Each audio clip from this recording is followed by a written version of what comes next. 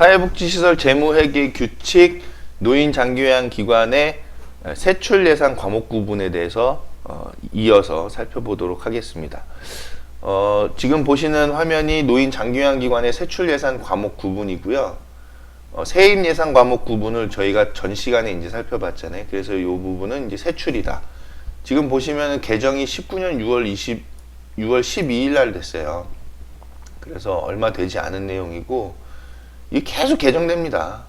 뭐, 내용을 보면은 여러분 이제 설명을 들어서 아시겠지만은 계속 이 내용들이 불완전하기 때문에 계속 바뀔 수밖에 없다라는 거를 이제 알 수 있죠. 먼저 목으로 이제 관항목에 대해서는 여러분들이 이제 아셨을 거고, 관은 이제 큰 내용, 큰 구분, 사무 비중에 인건 비중에 급여가 먼저 돼 있죠. 그래서 시설 직원에 대한 기본 봉급을 말하죠. 기본급이다 라고 보여집니다. 그 다음에 수당이 들어있죠. 뭐 연장근로수당, 뭐 휴일근로수당, 그런 수당들이 이 수당에 포함이 될 겁니다. 여기 보면은 휴일근무, 야간근무, 뭐 그런 수당들이 들어간다는 것인데, 이 급여를 입력하는 것 자체가, 이 내용은 우리가 금방 이해하잖아요. 그래서 그 급여대장이 있기 때문에 그 급여대장상에 기본급이 얼마 돼 있으면 여기다가 넣으면 되겠구나 하는 것이죠. 근데 문제는 뭐냐면, 사회복지시설 정보 시스템에다가 이거를 입력할 때, 그때 그 시스템이 굉장히 좀 가볍고 좀 심플하게 이해하기 쉽게 되어 있으면은 우리가 입력하기 쉬운데, 문제는 그 사회복지시설 정보 시스템에 입력하는 그 과정을 굉장히 어렵게 만들어 놨어요. 누가 만들었는지. 그래서 이 사회복지시설 재무회계 규칙이 어렵게 다가오는 게 그런 이유 때문이다라는 겁니다. 그래서 여러분들이 문제는 여기서 이해를 했다 하더라도 사회복지시설 정보 시스템에 입력을 할 때 그 입력하는 과정을 잘 이해하셔야, 또 익히셔야 하는 부분이 필요하겠죠. 자, 그 다음에 일용작금인데, 일용작금은 1급 또는 단기간 채용하는 임시직에 대한 급여, 즉 일용직에 대한 급여다. 그리고 퇴직금 및 퇴직적립금은 뭐 다 아시죠? 그리고 사회보험 부담금도 아시죠? 4대 보험에 대한 거. 기관운영비는 뭐냐? 기관 운영 및 유관 기관과의 업무 협의 등에 드는 각종 경비다. 이게 무슨 얘기야? 이렇게 생각이 들죠? 예를 들면은, 자, 우리가 기관 운영, 우리 시설을 운영하기 위해서 어디랑 협의를 했다고 할까요? 뭐 협약병원과 뭐 협의를 했다든지, 아니면 타 시설과 우리가 점심을 드시면서 뭐 협의를 했다든지, 또는 간식을 드시면서 협의를 했다든지, 그럴 때 이제 이 기관 운영비에 속하겠죠. 그런 비용들이. 예를 들어 우리 시설 대표님하고 저쪽 시설 대표님하고 같이 점심 식사 하시면서 시설 운영에 대한 이야기를 나누고 뭐 회의하시고 그렇게 해서 들어간 비용이 있다. 그럴 때는 기관 운영비로 처리를 하시면 되겠다. 또 뭐 우리가 시설 운영을 위해서 다른 시설을 견학하시려고 대표자분이 또 다른 시설 가가지고 둘러보러 가셨는데, 거기에 소요되는 기름값 같은 거, 그런 게 이제 기관 운영비로 다 포함이 되겠죠. 자, 그 다음에 직책보조비는 시설 직원의 직책 수행을 위하여 중요한 내용은 정기적으로입니다. 정기적으로 지급하는 내용이 직책보조비죠. 그럼 이제 시설 직원의 직책 수행이다. 그럼 예를 들면 시청 업무 보러 갔을 때죠. 시청에 뭐 제출할 서류가 있어서 뭐 물론 요즘에는 그 버스나 택시 타고 가는 시설 그렇게 많지는 않은데, 자가용으로 다 가시죠. 그래서 자가용으로 가는데 톨비가 발생했다. 도로 교통비, 톨게이트비가. 그래서 그 톨비를 이제 그 직책 보조비로 볼 수 있는 내용이잖아요. 왜냐면은 시청에다가 서류 제출하러 가는 공적인 일이었으니까. 근데 문제는 여기서 정기적으로 지급하는 경비가 아니라는 거예요. 그거는 단발적으로 발생했잖아요. 그래서 직책보조비로 넣기는 어렵다. 정기적으로 시설의 직원한테 그래, 이 돈 가지고서 업무 봐 라고 한 달에 5만원씩 10만원씩 계속 지급을 하게 되면 직책보조비에 속하게 되겠죠. 그 다음에 회의비는 여러분 다 아시죠? 회의에 소요되는 이제 각종 뭐 간식비 뭐 그런 것들이고, 여비는 출장 갔을 때 출장 여비로 처리를 하는 것이고, 예를 들어서 뭐 교육을 받으러 출장을 가게 되었다. 그런데 거기에 소요되는 전체적인 비용이 다 여비로 들어가죠. 뭐 도로교통비, 또 기름값, 또 휴게소에서 먹은 거 다 여기다 넣을 수 있을 겁니다. 그런 비용으로. 자, 그 다음 제일 많이 쓰이는 게 수용비 및 수수료죠. 사무용품비, 인쇄비, 집기 구입비, 또 어디 갔나요? 도서 구입비, 공고료, 수수료, 등기료, 운송비, 통행료, 주차료, 소규모 수선비, 포장비 등이라고 했기 때문에 등등등등등등등등 더 많다. 예를 들면 이런 겁니다. 저 시설에서 그 노무사무실에다가 지급하는 그 수수료 있죠? 그런 것도 이제 여기 속하는 거죠. 또 저희 케어스토리에서 시설 운영 지원 해드리는 그런 지원금도 다 여기에 포함이 된다라고 볼 수 있습니다. 자, 그 다음에 공공요금 및 각종 세제 공과금은 보시는 대로 이런 내용들이에요. 우편료, 가스료, 자동차세, 협회비, 화재보험료, 자동차보험료, 뭐 그런 내용들. 차량비는 차량 유류대하고 차량 정비유지비, 차량 소모품비가 해당되겠다. 임차료는 당연히 임대했을 때 나오는 거고, 기타 운영비가 또 중요하죠. 그래서 시설 직원 건강진단비, 그 밖에 복리후생에 드는 비용, 또 상용 의류비, 또 급량비 등 운영 경비로 위에 분류되지 않은 경비들을 모두 포함시킬 수 있겠다. 이제 뭐 대표적으로 들어가는 내용은 직원들 그 직원 식대 지원해 주시는 부분을 복리후생비로 처리하게끔 되죠. 그 다음 시설비는 시설 개보수 등으로 발생하는 비용 및 부대 경비가 되겠다. 시설비는 시설 개보수 할 일이 그렇게 크게 많은가요? 근데 뭐 때에 따라서는 도배를 다시 할 수 있고 그렇죠. 그럼 이제 이거를 도배를 개보수로 이제 넣을 수 있는 내용인데, 이걸 굳이 개보수로 안 넣고 수용비 및 수수료로 넣을 수도 있을 거예요. 이 내용으로. 왜냐면은 뭐 모든 내용을 다 포함하고 있는 거니까. 뭐 그거는 회계상에서 어떻게 집어넣느냐에 따라서 달라진다. 근데 이제 이 시설비 같은 경우에는 굉장히 좀 스케일이 큰 내용들이기 때문에 그런 비용으로 처리가 되어져야 할 것이다 라고 이해를 하시면 되겠습니다. 그 다음 자산취득비는 시설 운영에 필요한 비품 구입비, 토지, 건물 그 밖의 자산의 취득비다. 시설 운영에 필요한 비품이라고 하면 좀 큰 가액들이죠. 근데 수용비 및 수수료는 여기 보시면 물건의 성질상 장기간 사용 또는 고정자산으로 취급되는 직기류는 212목에 계상을 해라. 즉 212가 이 자산취득비죠. 그래서 한마디로 여기 그 시설 수용비 및 수수료에서 장기간 사용이나 고정자산으로 취급될 거는 212에 넣으라고 했으니까, 예를 들어 컴퓨터 샀어요. 그러면은 사무용품비에다 넣어야 되겠죠. 근데 그렇지 않고 어떤 자산으로서의 가치를 갖는 토지나 건물처럼 그런 내용들일 때에는 자산취득비에 포함이 되어지겠다. 시설 장비 유지비는 이제 건물 및 건축 설비, 또 기계 장치라든지 공구, 기구 같은 거, 또는 비품을 수선했을 때, 소규모 수선비는 132목, 즉 수용비 및 수수료에다가 계상해라. 여기죠. 즉 한마디로는 다 큰 내용 아니면 수용비 및 수수료에 넣어라, 그런 얘기죠. 자, 그 다음에 주식비, 부식비, 특별부식비, 장유비, 월동용 김장비는 생계비다. 한마디로 먹는 거는 다 생계비다. 예전에는 재밌는 내용이 있었어요. 예전에 한 7, 8년 전에는 이 생계비에 우유는 넣지 마라, 이렇게 표현이 돼 있었거든요. 우리나라 이 노인복지에 대한 수준이 그 정도였다라는 거죠. 우유는 간식으로 받습니다. 더군다나 더 재밌었던 거는 시군구 담당 직원들이 이 법대로 가겠다고 생계비에다 커피를 못 넣게 했어요. 커피는 생계비가 아니다라고 커피 넣지 말라고 했던 적이 있었죠. 바로 불과 몇 년 전의 일입니다.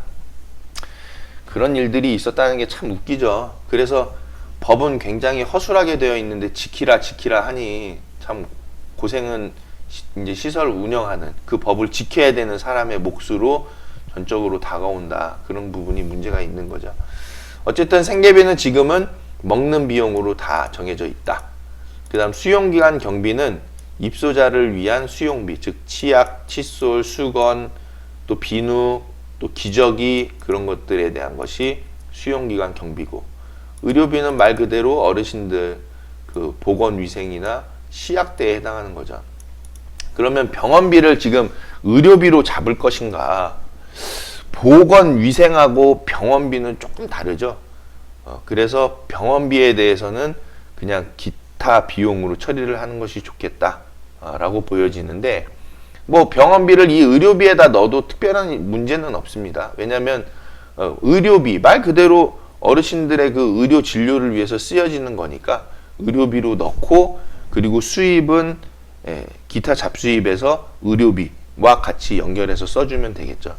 그래서 이 사회복지 재무회계 규칙은 돈의 그 수입처와 지출처가 연결이 되어야 한다는 거예요. 즉 의료비로 돈을 만약에 10,000원을 썼다. 그럼 이 10,000원이 어느 돈 항목에서 쓰여진 거냐라고 연결을 시켜야 된다는 거죠. 우리 그 아까 보셨던 세입 그 수입 그 관항목 있었죠. 1강에서 보셨던 그 수입 관항목의 항목과 목과 여기에 세출의 목이 연결돼서 이어진다라는 거예요. 이걸 입력을 할 때.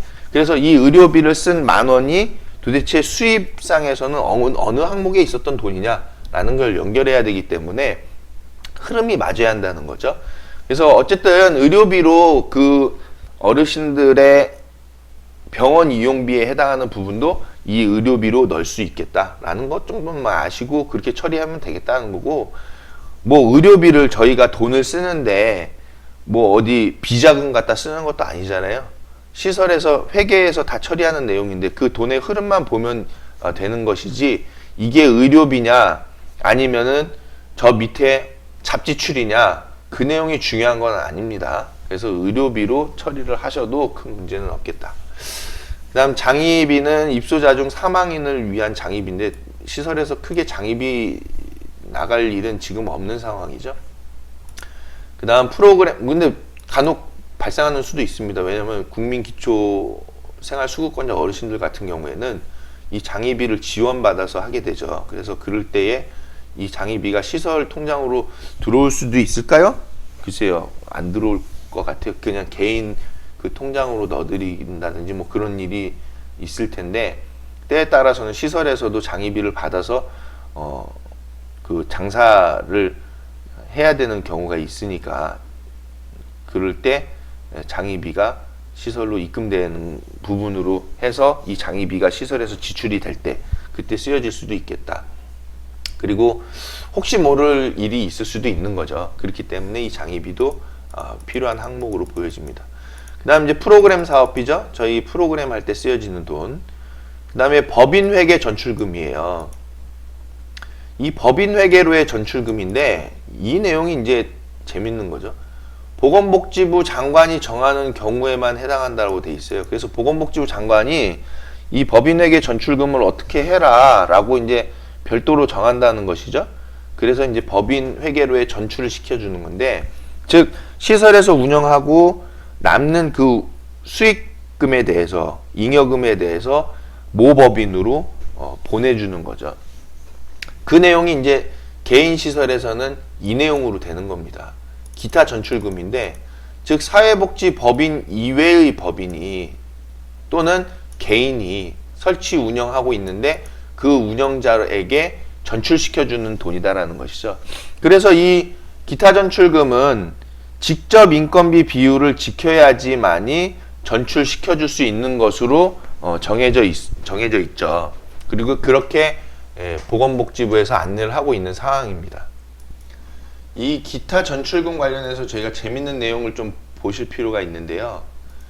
이 자료가, 지금 보시는 자료가 보건복지부에서 이 장기요양 기관 재무회계 관련한 Q&A를 담은 내용이에요. 그래서 언제 나온 거냐면 이게 페이지가 몇 페이지죠?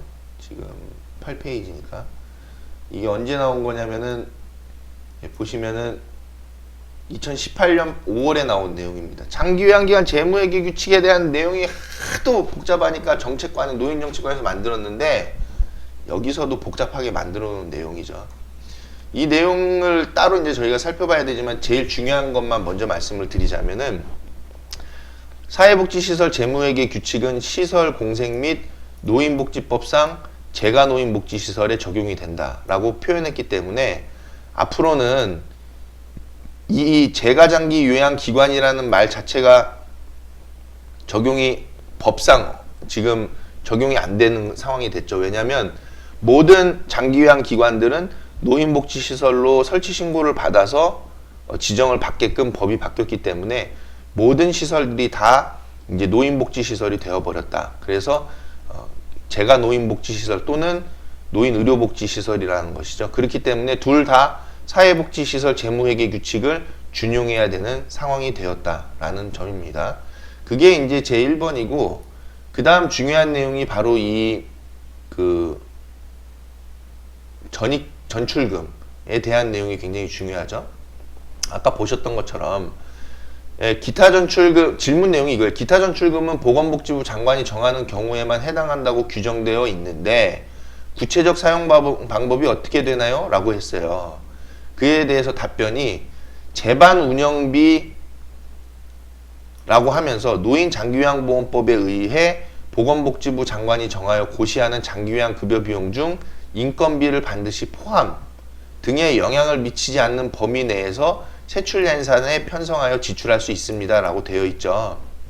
한마디로 이 얘기가 무슨 얘기냐면 직접 인건비 비율이라든지 그 고시를 통해서 정하는 운영비의 내용들 다 지키고 전출할 수 있습니다. 수익금 가져갈 수 있습니다. 이런 내용이거든요. 이게 당연한 얘기거든요. 무슨 얘기냐면은 만약에 고시에서 직접 인건비 비율을 정해놓고 그 직접 인건비 비율을 지키세요 라고 했단 말이에요. 고시에서. 그러면 전출을 시키는 거하고 상관없이 이 고시되어진 내용의 직접 인건비 비율은 지켜야 되는 겁니다. 그 내용을 여기에다 굳이 담을 필요는 없는 거죠. 내용 말 복잡하게 만들어 놓은 거죠. 그래서 재반 운영비 안에는 이미 직접 인건비 비율을 지키라고 말을 했기 때문에 정해놨기 때문에 직접 인건비 비율은 그것대로 지키는 거고 그것까지 지키면서 다 재반 운영비를 쓰고 난 다음에 보니까 남는 금액이 있더라. 그 남는 금액을 세출 예산으로 해서 기타 전출금 형식으로 운영자에게 전출시킬 수 있다라는 내용이 되는 것이죠. 자, 그러면 이 내용하고 이걸 비교해서 보면 예전에 여기 이 내용에 이 내용이 있었어요. 이 밑에 보건복지부 장관이 정하는 경우에만 해당한다는 내용이 여기 있었는데 빠졌죠. 그건 왜 빠졌냐? 당연한 내용입니다. 보건복지부 장관이 고시에다가 직접 인건비 비율 우리가 이렇게 지키게끔 정해 놓을 테니까 이거 지키세요 딱 했어요. 그럼 그거 지킬 수밖에 없는 거잖아요. 그걸 지키면서 운영비 다 쓰고 남는 금액에 대해서는 그냥 이유 없이 깔끔하게 기타 전출금으로 대표자에게 보낼 수 있다라는 내용이거든요. 그래서 이제 이 밑에 이 내용이 빠졌다라고 볼 수 있는 거죠. 이 내용이 빠졌다라고. 어쨌든 중요한 내용은 뭐냐면 보건복지부 장관님께서 이거 지키고 저거 지키고 이거 지키고 다 해라. 직접 인건비 비율 지켜라. 그럼 그거 지켜야 됩니다. 그 다음 세무회계 투명하게 관리해라. 그럼 투명하게 관리해야 되겠죠. 그런 것들을 다 지키고서 통장을 보니까 잔액이 남았더라. 한 1,000만 원 정도 남았더라. 또는 500만 원 정도 남았더라. 그럼 그 남은 잉여금에 대해서는 시설 설립자에게 이 기타 전출금을 통해서 월에 한 번 또는 다 모아서 1년에 한 번 보낼 수 있는 내용이 이 기타 전출금으로 되어 있다라는 겁니다. 그래서 시설의 운영자분들께서는 마음대로 시설에서 돈 가져다 쓰지 마세요. 시설에 내가 설립한 시설이라고 해서 시설 통장에서 돈 10,000원, 20,000원, 100,000원, 1,000,000원 갖다 쓰시면 그거는 이 법을 위반하는 내용이 되겠죠. 반드시 기타 전출금 항목을 통해서 사용하셔야 된다라는 겁니다. 자, 그 다음에 이제 관연도 지출에 대한 내용이 있죠. 관연도 미지급금. 작년에 돈을 다 지급하지 못했던 부분을 지급하는 내용에 해당하는 금액인데, 관연도 미지급금은 우리가 만들지 말아야 되겠죠.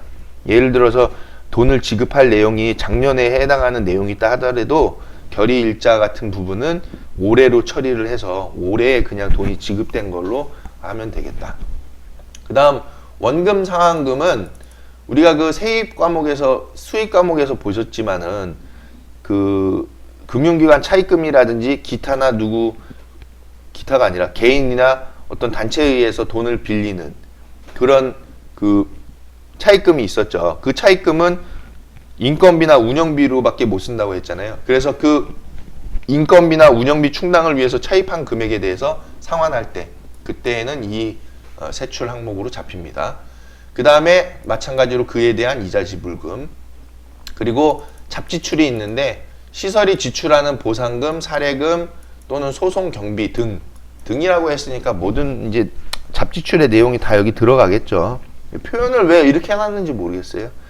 그냥 잡지출이라고 하면은 그 외에 그냥 잡다하게 나가는 지출로 보면 되는데, 뭐 시설이 소송 많이 하나요? 여기다 소송 넣을 필요가 뭐 있나요? 그리고 사례를 매일 하나요? 이런 내용 넣을 필요는 없겠죠. 자주 하는 그런 잡지출의 내용들이 여기에 담겨지면 되겠다. 자, 그 다음에 예비비에 대한 부분이 있는데, 예비비는 여러분 아시죠? 이제 시설의 운영을 위해서 좀 예비로 둬야 되는 금액인데, 이 부분에 대한 것도 복지부에서 이제 안내가 되어 있죠. 예비비는 예산 총액의 1% 이내의 금액을 세출 예산서에 편성할 수 있다라고 했기 때문에 예비비는 전체의 1%다. 근데 굳이 우리가 예비비를 둘 필요 없죠. 잔고만 그 빵원이 되지 않게끔 가야 하니까 이제 그 빵원이 되지 않게끔 하는 데 있어서의 예비비를 둔다라는 것인데, 굳이 이거 둘 필요 없죠. 그냥 잔액으로만 시설에 통장에 잔액이 좀 남아있으면 되는 상황이다 라고 되겠고, 반환금은 정부 보조금에 대한 반환금이니까 어떤 정부 사업에 의해서 보조를 받고 쓰고 남은 돈에 대해서는 반환시키는데, 대부분 뭐 돈을 남기나요? 다 쓰시려고 하잖아요. 다 쓰고 있고 그런 부분입니다.